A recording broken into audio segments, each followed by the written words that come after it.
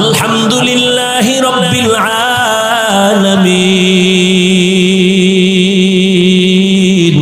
আর রহমানির রহিম মালিকি ইয়াউমিদ্দিন ইয়াকা না'বুদু ওয়া ইয়াকা নাস্তাঈন ইহদিনাস সিরাতাল মুস্তাকিম সিরাতাল লাযীনা আন'আমতা আলাইহিম গায়রিল মাগদুবি আলাইহিম ওয়ালাদ-দাল্লিন।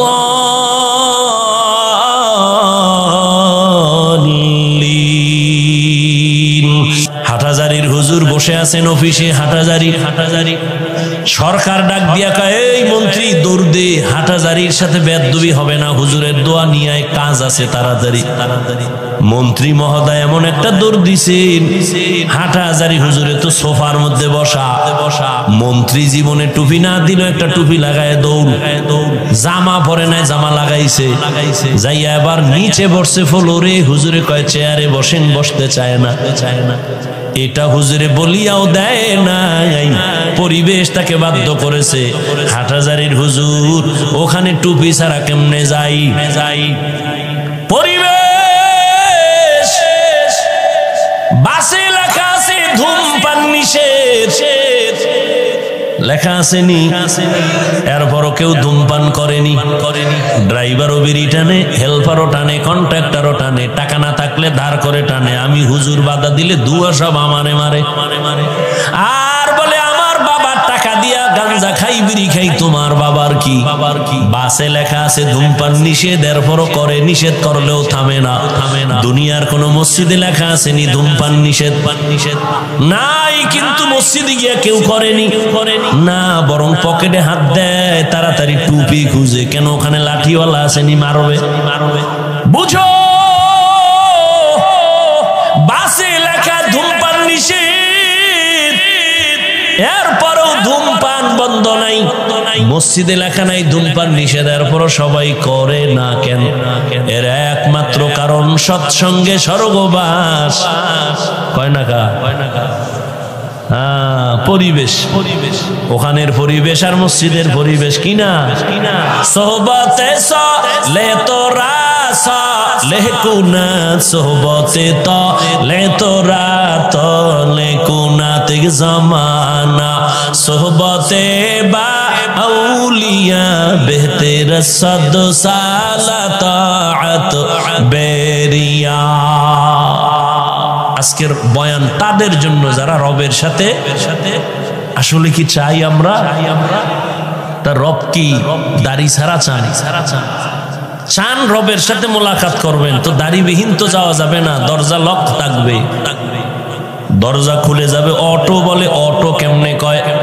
স্কিনের সাথে একটা লক লাগায় দিছে, চেহারাটা দেখলে তালা খুলবে। কেমন? কয় দাড়িওয়ালা চেহারা।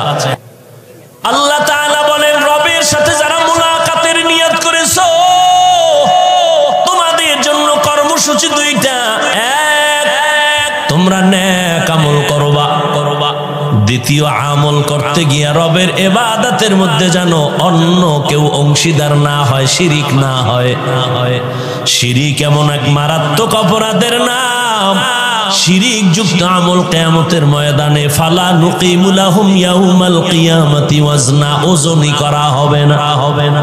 ইন্নাল্লাহা লা ইয়াগফিরু আন ইউশরাকা বিহি ওয়া ইয়াগফিরু মা দুনা যালিকা লিমান ইয়াশা ওয়া মান ইউশরিক বিল্লাহি ফাকাদ দাল্লা দালালাম বাঈদা ওয়া মান ইউশরিক বিল্লাহি ফাকাদ ইফতারা ইসমান আযীমা ওয়া মান ইউশরিক বিল্লাহি ফাকাদ হারামাল্লাহু আলাইহিল জান্নাহ। যারা শিরিকের গুনাহ করবে তাদের জন্য জান্নাত হারাম হয়ে যাবে। আল্লাহর মতো আল্লাহ আছে মনে করা শিরিক, আল্লাহর গুণের মতো কারো গুণ আছে মনে করার নাম শিরিক, আল্লাহর ক্ষমতার মতো কারো ক্ষমতা আছে মনে করার নাম শিরিক। যারা মনে করবে তাদের নাম হলো মুশরিক। এরে নবীর আশিক, শিরিক থেকে নিজেকে বাঁচাও। আর আর ইখলাসের সাথে নেক আমল করো, বেশি আমলের দরকার নাই। নবী বলেন অল্প আমল করো, তবে আমলটা ইখলাসওয়ালা হতে হবে, অর্থাৎ খালিসান লিওয়াজহিল্লাহি তাআলা। আমি যে কোনো কাজ করব একমাত্র আমার আল্লাহর সন্তুষ্টির জন্য, নবীজির তরিকায় করব। অল্প আমলও যদি হয় জান্নাতের দরজা খুলবে। অল্প আমল নাজাতের জন্য দরওয়াজা খুলবে। আল্লাহর এক বান্দি চূড়ান্ত গুনাহগার জাহান্নামী নারী। ও নগর কান্দা এলাকার পর্দার আড়ালের মা বোনেরা, কান লাগায় শুনেন রে মা বোন, এই দুনিয়ায় তো আপনার মতো দামি আর কোনো মা হতেই পারে না। আপনারা তো নবীদের মায়ের মতো মা, সাহাবায়ে কেরামদের মায়ের মতো দামি মা। আপনারা তো খাদিজা রাদিয়াল্লাহু আনহার মতো নারী, ফাতেমা রাদিয়াল্লাহু আনহার মতো দামি নারী, খাদিজা রাদিয়াল্লাহু আনহা, আয়েশা রাদিয়াল্লাহু আনহার মতো দামি নারী, ইসমাইল নবীর মা হাজেরা আলাইহা সালামের মতো দামি নারী। আপনারা তো ঈসা নবীর মা মারিয়াম আলাইহা সালামের মতো দামি নারী। আজ নগর কান্দার স্টেজে সারা নগর কান্দা ফরিদপুরের মানুষ তাকাইয়া দেখছে, এই মাদ্রাসা থেকে যারা হাফেজে কোরআন হয়েছেন, আলেমে কোরআন হয়েছেন, আজকে তারা মর্যাদার ফজিলতের পাগড়ি নিলেন। কিয়ামতের দিন আমার আল্লাহ নিজের কুদরতের হাতের দ্বারা এদের মাথায় মুকুট পরাবেন। আজকে খবর নিয়ে দেখবেন এই হাফেজ আলেমের মা বাবার মতো এই দুনিয়ায় ঈদের আনন্দে আর কেউ নাই। ও পর্দার আড়ালের আম্মা জানেরা, বোনেরা, ও বৃদ্ধ বাবাজি, ও যুবক, কয়দিন আর দুনিয়ায় বাহাদুরি করবা? ওই জাহান্নামী গুনাহগার বান্দি জীবনে এমন কোন গুনাহ নাই করে নাই। একদিন রাস্তা দিয়া রওনা, হঠাৎ দেখে রাস্তার কিনারায় একটা কুকুর ক্ষুধার তৃষ্ণায় কান্না করে, জিহ্বা বের হয়ে গেল। ওই আল্লাহর বান্দি জাহান্নামী, অন্তরের মধ্যে মায়া জন্ম হয়ে গেল। দৌড়াইতেছি, কোথায় একটু পানি পাই, কুকুরের প্রাণটা ঠান্ডা করি। দৌড়ায় গেল, খুঁজে খুঁজে একটা পানির কূপ পাইয়া পানি উঠাবে, কিন্তু পানি অনেক নিচে, উঠাবার কোনো পাত্র নাই। আল্লাহর বান্দির পায়ে ছিল চামড়ার মোজা, মোজাটা খুলিয়া আল্লাহর বান্দি যখন পানি উঠাইতে চাইলো, দেখে মোজার নিচে আরো পানি, কেমনে উঠানো যায়? আল্লাহর বান্দির মাথায় বড় একটা ওড়না পেঁচানো ছিল। এত বড় জাহান্নামী নারী, গুনাহগার, এরপরেও বড় ওড়না মাথা ঢেকে চলে। আর বর্তমান মুসলমানের সন্তান আমার বোনেরা, মাথায় ওড়না তো পরেই না, টুকটাক যা পরে তাও গলার মাফলা বানায়া ফ্যাশন করতেছি। ওড়না পরে না। যেই ঘরের নারী ঠিক মতো ওড়না পরবে না, ওই ঘরে রিজিকের কোনো বরকত হবে না। এরে আম্মা জান, ওই জাহান্নামী নারী ওড়না খুলিয়া, ওড়নার এক মাথা মুজার সাথে বেঁধে পানি উঠাইয়া একটা দৌড় দিয়া কুকুরটারে পানি পান করায় দিছে। কুকুর ঠান্ডা মাথায় ঘুমায় পড়েছে। রহমতের নবী হাদিস শুনাইতেছেন সাহাবাদেরকে, ও সাহাবায়ে কেরাম, ওই মহিলাটা পানি পান করানো মাত্র একটা গায়েবী আওয়াজ কে যেন ডেকে বলে, ও আল্লাহর বান্দি, জীবনে যত গুনাহ করছো, এই কুকুরের পানি পান করাবার মতো একটা ভালো আমল করেছো, এর বরকতে তোমার জীবনের সব গুনাহ মাফ হয়ে গেছে।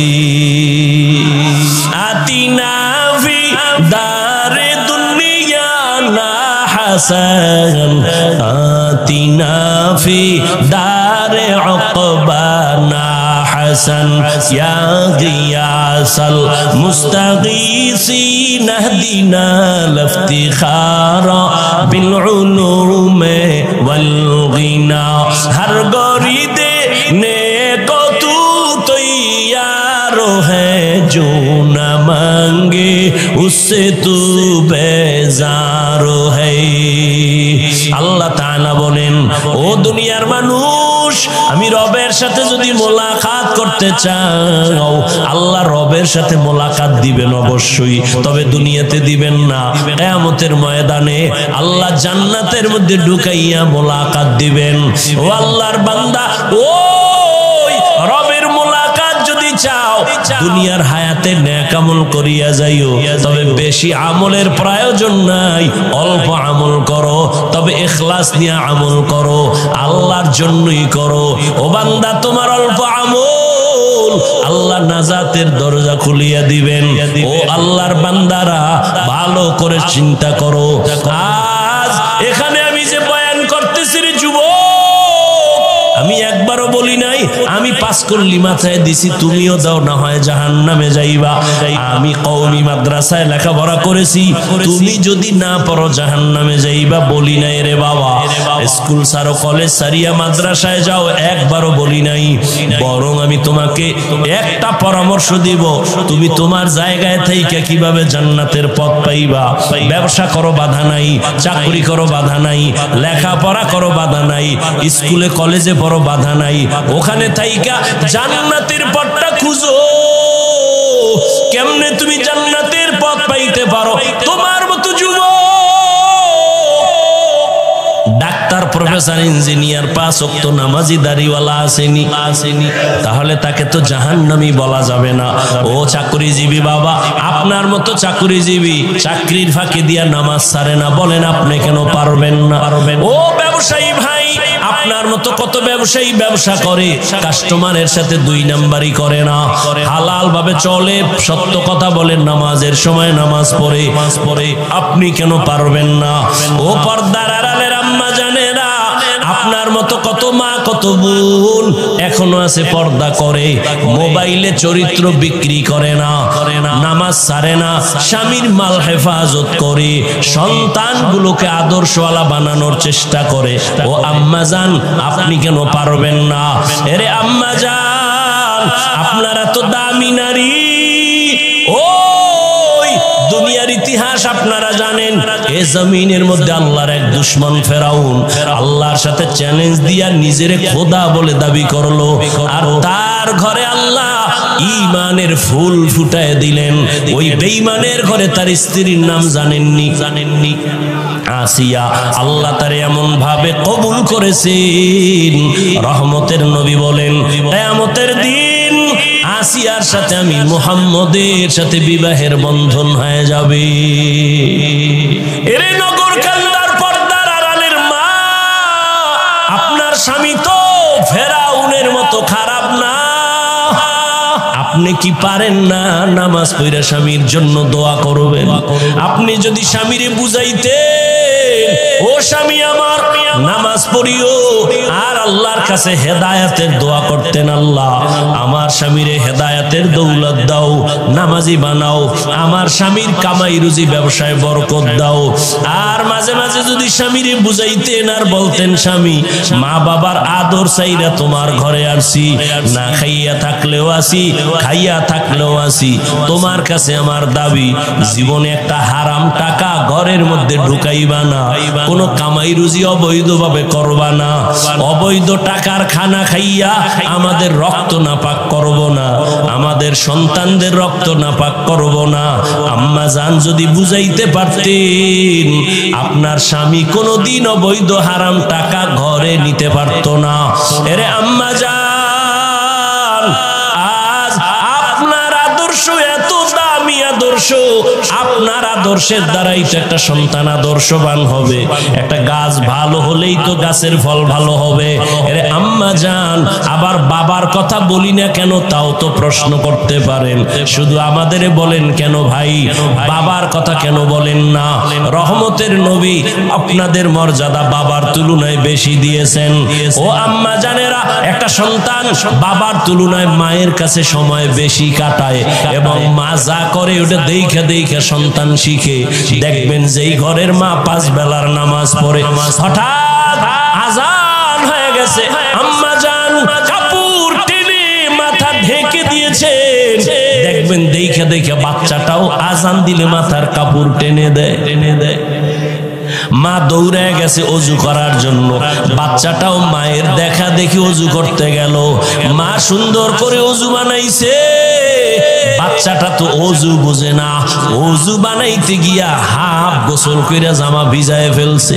মা অজু বানাইয়া জায়নামাজে দাঁড়াইয়া হাত বুকে লাগাইয়া সূরা পড়া শুরু করলো, আলহামদুলিল্লাহি রাব্বিল আলামিন আর রহমানির রহিম মালিকি ইয়াউমিদ্দিন ইয়াকা না'বুদু ওয়া ইয়াকা নাস্তাঈন ইহদিনাস সিরাতাল মুস্তাকিম সিরাতাল লাযীনা আন'আমতা আলাইহিম গায়রিল মাগদুবি আলাইহিম ওয়ালাদ-দাল্লিন।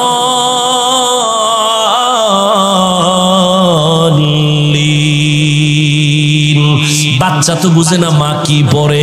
ওই বাচ্চাটা মায়ের ঠোঁটের দিকে তাকাইয়া দেখি মা ঠোঁট নাড়ায়, ওই বাচ্চাটাও দাঁড়ায় দাঁড়ায় ঠোঁট নাড়ায়। মা যখন রুকুর ভেতরে যায়, সন্তানটাও রুকুর মধ্যে যায়। মা যখন সেজদায় চলে যায়, বাচ্চাটাও সেজদায় যায়। মা সেজদা দেয় না কার কপাল লাগাইয়া, বাচ্চাটা গাল লাগায় মায়ের মুখের দিকে তাকায়, দেখে মা ঠোঁট নাড়ায়, বাচ্চাটাও ঠোঁট নাড়ায়। আমার রবের অন্তরে মায়ার জোশ। আল্লাহ বলেন ফেরেশতা দেখ ওই বাচ্চাটা কি তামাশা করে, ঠোঁট নাড়ায় কেন? বলে আল্লাহ ওর মা ঠোঁট নাড়ায়। ওর মা কি বলে? ইয়া আল্লাহ, ওর মা বলে সুবহানা রাব্বিয়াল আ'লা। আল্লাহ কয় ফেরেশতা ওই বাচ্চাটাও বলে সুবহানা রাব্বিয়াল আ'লা, ওর সওয়াবটা মায়ের আমল নামায় উঠায়া দাও। এর এলাকার মা বোনেরা ও যুবক, লেখাপড়া করে একজন ডাক্তার হও, বাধা নাই, অন্তর ভরে দোয়া করে গেলাম। এই এলাকার মুসলমান, নগরকান্দা মাদ্রাসার মানুষ, দুইজন আল্লাহর প্রিয় বান্দা আমার ডানে বামে বসা আছেন।